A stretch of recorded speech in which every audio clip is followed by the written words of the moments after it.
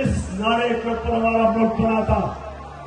या अल्लाह, तेरे सवाल किसी के सामने नहीं झुकते। ये काम कभी किसी के सामने नहीं झुका। और ये जो हमारे ऊपर मुसल्लत किया, ये हमें अमेरिका की गुलामी कराना चाहते। और हम सब सिवाय अल्लाह के किसी की गुलामी नहीं करते। इंशाअल्लाह